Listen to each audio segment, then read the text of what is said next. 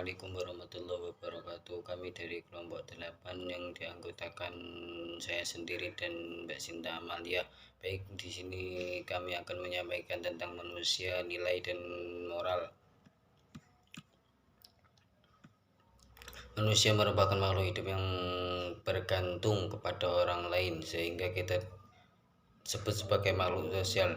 Dalam Al-Quran juga dijelaskan, wahai manusia, kami telah menciptakan kamu dari seorang laki-laki dan seorang perempuan. Kemudian kami jadikan kamu berbangsa-bangsa dan bersuku-suku, agar kamu saling mengenal. Sungguh yang paling mulia di antara kamu di sisi Allah ialah orang yang paling bertakwa. Sungguh Allah Maha mengetahui, Maha teliti. Nilai-nilai kemanusiaan.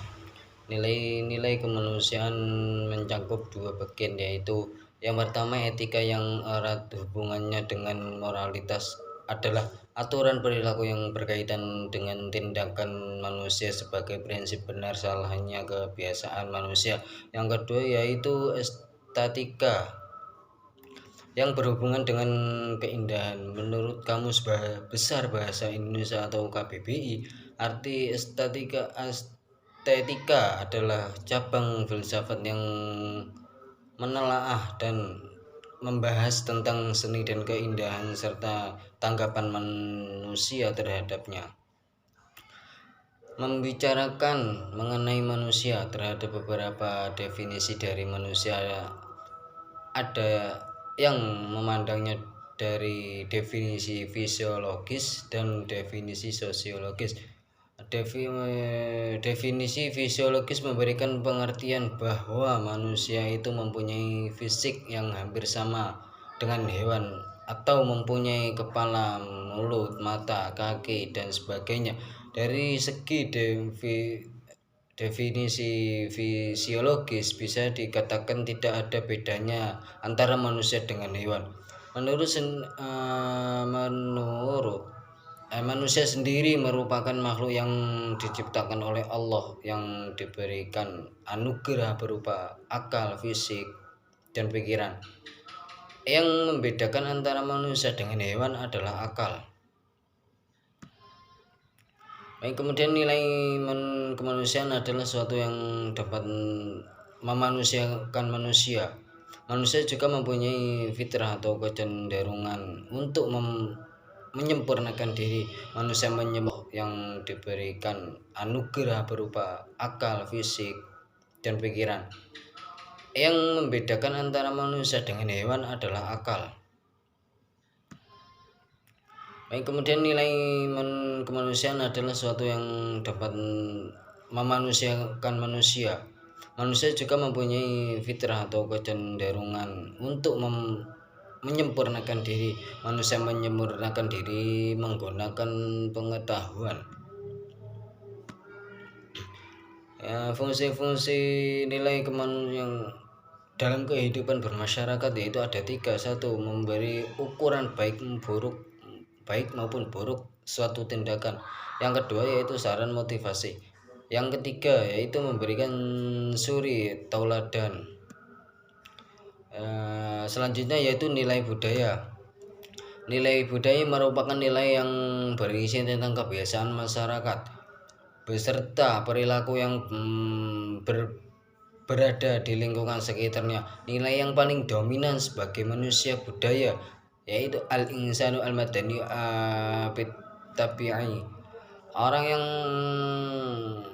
berkecukupan itu cenderung kurang memperhatikan halal dan haram. Orang yang lebih dipengaruhi oleh teori cenderung menjadi ilmuwan. Orang yang lebih pengaruh oleh nilai kuasa cenderung tega dan nekat. Yang lebih dipengaruhi oleh agama dan desi cenderung menjadi sufi dan seterusnya. Sehingga ada seseorang yang materialis, seniman, dan pekerja sosial. Ada 6 nilai budaya yang menentukan wawasan dan etika manusia, diantaranya yaitu 1. Nilai teori, yang kedua nilai ekonomi, yang ketiga nilai agama, yang ketiga nilai seni, Yang keempat nilai kuasa, yang kelima nilai kuasa, yang keenam nilai solidaritas. Selanjutnya akan disampaikan oleh Mbak Sinta Amalia. Baik, selanjutnya yaitu pemaparan mengenai etika dan norma. Etika itu berasal dari bahasa Yunani yang yaitu ethos, memiliki arti sifat, watak, adat, kebiasaan, dan tempat yang baik. Menurut Kamus Besar Bahasa Indonesia, ilmu yang mempelajari baik buruk serta hak dan kewajiban. Ciri-ciri etika yaitu ada 3. Yang pertama, tetap berlaku meskipun tidak ada orang lain yang melihat. Jadi, baik ada orang lain yang melihat ataupun tidak, norma etika itu tetap perlu dilakukan. Jadi bukan ketika ada orang saja, tapi ketika tidak ada orang, norma dan etika itu perlu kita lakukan. Yang kedua yaitu etika bersifat mutlak. Yang ketiga, etika sangat berkaitan dengan perilaku dan perbuatan manusia. Jadi dalam etika itu sangat mempengaruhi dan akan adanya perilaku dan perbuatan manusia. Sedangkan norma itu merupakan aturan yang mengikat masyarakat. Norma berkaitan dengan perilaku manusia, baik berupa perintah, larangan, maupun sanksi. Norma bisa disebut juga sebagai petunjuk bagi kelompok. Selanjutnya, macam-macam norma. Macam-macam norma di sini ada 4. Yang pertama yaitu norma agama, yang kedua yaitu norma kesusilaan, yang ketiga norma kesopanan, yang keempat yaitu norma hukum. Yang pertama pengertian mengenai norma agama.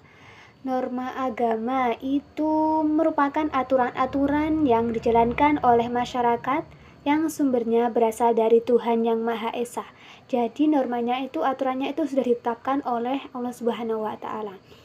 Seperti contoh norma agama, yaitu di mana dalam agama Islam dilarang memakan makanan yang mengandung babi. Sedangkan agama memiliki pantangan lain yang berbeda mengikuti ajaran agama masing-masing. Hal ini termasuk sebagai pandangan hidup agama Islam yang menjadi konsep seorang maupun golongan masyarakat dalam hidup di dunia yang dapat kamu pelajari lebih dalam lagi. Jadi norma agama itu sudah ada dan biasanya itu tidak dibuat oleh manusia, seperti larangan memakan babi, memegang anjing, dan seterusnya. Selanjutnya yang kedua yaitu norma kesusilaan. Norma kesusilaan merupakan aturan-aturan yang dijalankan oleh masyarakat yang sumbernya berasal dari hati nurani seseorang.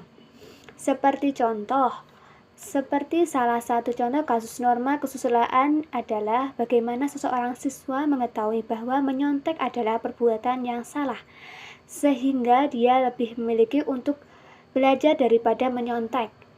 Teman sekolahnya yang jika ketahuan siswa tersebut akan mendapatkan sanksi bukan hanya di sekolah tapi juga lingkungannya.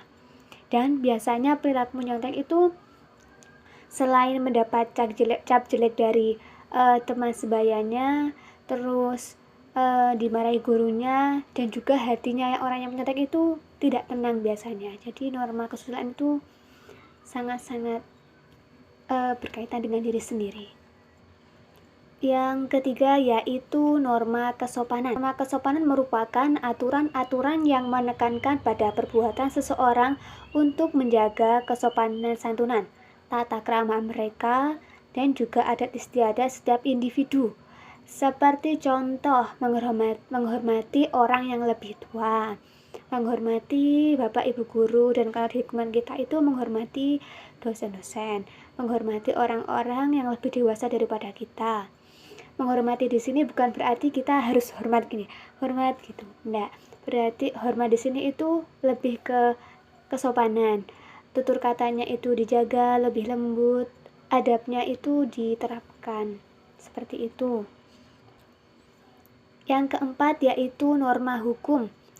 Norma hukum merupakan aturan-aturan yang dibuat oleh badan yang bertanggung jawab seperti pemerintah, yang dalam bentuk undang-undang, yang dikemas dalam bentuk undang-undang. Seperti contoh di Indonesia sendiri, aturan hukum yang ada diatur berdasarkan Undang-Undang Dasar 1945.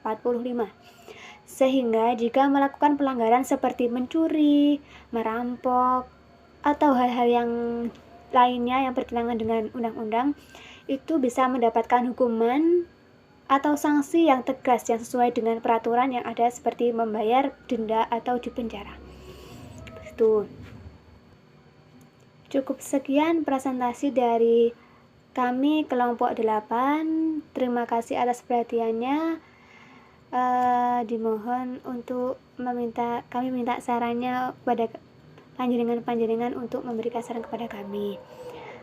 Kurang lebihnya mohon maaf. Wassalamualaikum warahmatullahi wabarakatuh.